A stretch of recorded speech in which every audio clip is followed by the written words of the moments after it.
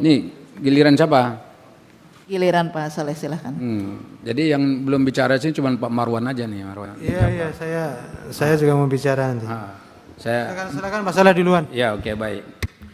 Kan ada 3 tamu kita nih yang saksi hadir, Pak Saiful Mujab, Pak Jaja, dan Pak Hasan. Jadi kemarin waktu kami ke Kementerian Agama itu kan Pak Hasan menyebut bahwa pekerjaan mereka itu hanya lanjutkan apa yang didisposisi dari pimpinannya. Nah, dari 2 orang ini Pak Hasan, beliau-beliau ini yang ngasih data ke Bapak itu siapa, Pak?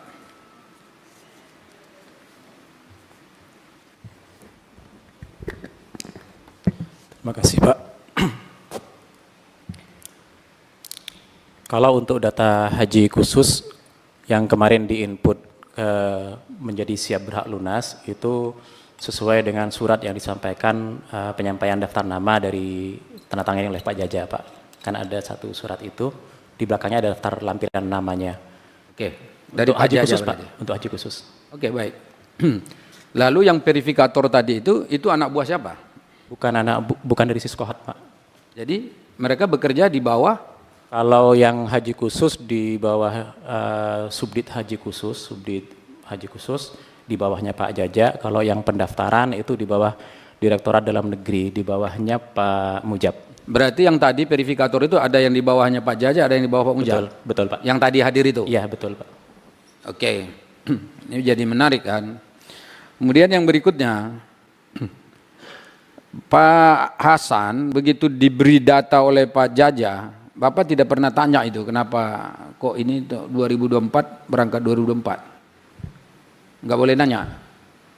Kalau kami pertama meyakini bahwa itu sudah sesuai dengan kriteria yang disampaikan dalam keputusan Dirjen nomor 118 tahun 2024, Bapak. Itu pada poin bab 2 B2. Ada yang menyebut bahwa boleh daftar langsung, berangkat langsung. Di sini tidak ada batasan tentang tahun pendaftarannya. Yang ada adalah di sini disampaikan bahwa dalam hal masih terdapat sisa kuota haji khusus setelah waktu konfirmasi dan pembayaran BP khusus berakhir, maka pengisian sisa kuota dilakukan oleh jemaah haji khusus yang terdaftar di Siskohat berdasarkan usulan PHK. Sesuai dengan ini, maka saya sudah konfirmasi ke teman-teman di Subdit Haji Khusus, apakah ada batasan tahun daftar? Ternyata memang tidak ada. Karena di poin ini memang tidak ada batasan. tidak ada batasan. Betul, Bapak. Tetapi kan di dalam aturannya itu bahwa yang mau berangkat itu kan sesuai dengan nomor porsi urutnya. Kalau sesuai dengan porsi nomor urut itu yang 2024 itu kan nggak mesti tidak boleh berangkat. Lalu Bapak memasukkan, kan sebetulnya itu salah. Kan nomor porsinya tadi udah dijelaskan sama Pak John, nomor porsi itu banyak orang yang lain yang siap nunggu berangkat gitu loh. Mungkin mereka nggak tahu aja informasi ini bahwa ada yang bisa langsung berangkat itu, lalu Bapak memberangkatkan yang ada itu. Lalu kemudian seakan-akan ini Pak Pimpinan, ini seakan-akan yang menentukan orang berangkat gak berangkat itu adalah PIHK-nya. Bukan Kementerian Agama sebagai regulator dan operator. Paham nggak maksud saya, Pak? Nah, jadi karena itu ini menurut Pak Hasan itu ada yang salah nggak di situ? Saya tidak berwenang untuk menguji peraturan yang ini, Pak. Tidak punya. Jadi kami adalah pelaksana kebijakan, kebijakannya seperti Tapi ini. kalau Anda melaksanakan kebijakan yang salah bagaimana? Kan nggak boleh dong, masa pelaksana kebijakan tidak bisa menilai itu benar atau tidak benarnya. Oke, ini saya pindah lah supaya yang lebih tinggi pangkatnya nih Pak Saiful nih, Pak Saiful Mujab. Nah Bapak sebetulnya kaitannya dengan kuota ini apa sih? Keterkaitan Bapak, ngapa Bapak duduk di sini? Untuk haji reguler, Pak. Ya silakan Pak. Sebagai apa? Haji reguler. Haji reguler. Siap. Oke, jadi Bapak mengurus semua yang berkenaan dengan haji reguler. Ya.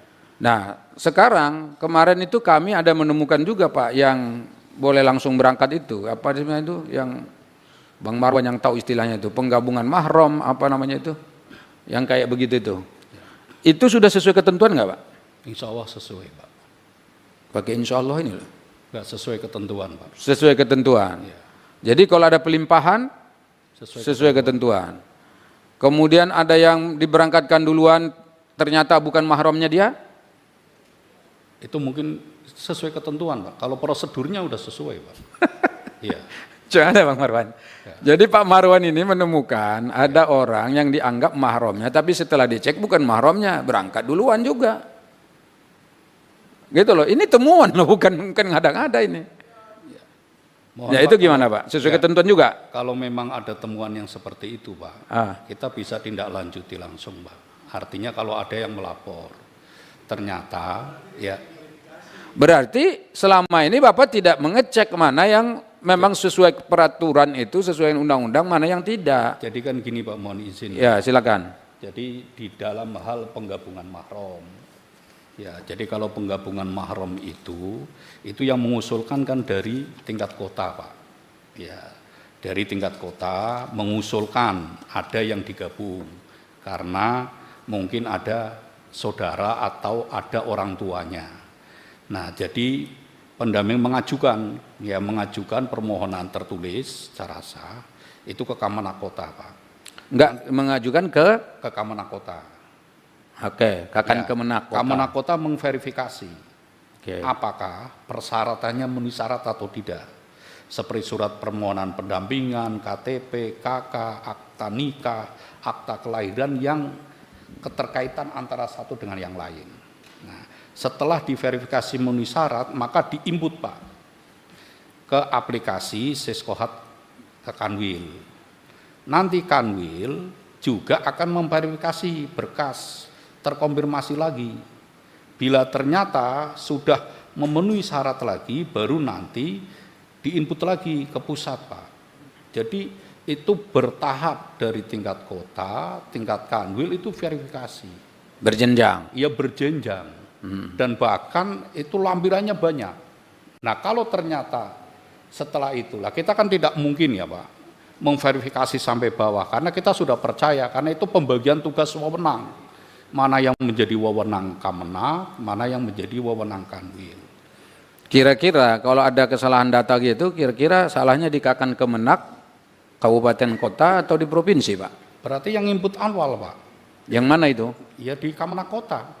Loh tapi dia emang bisa memasukkan sendiri datanya? Mereka. Apa dia harus mengirim, kan tadi Bapak bilang dia harus mengirimkan usulan ke pusat melalui surat dia kan? Mohon izin Pak, mungkin mereka berdasarkan terkait dengan data yang sudah lengkap. Ya seperti ya kan, data itu ada kakaknya ada, KTP-nya ya, surat nikahnya ya, alamatnya dan semua sudah diverifikasi memenuhi syarat.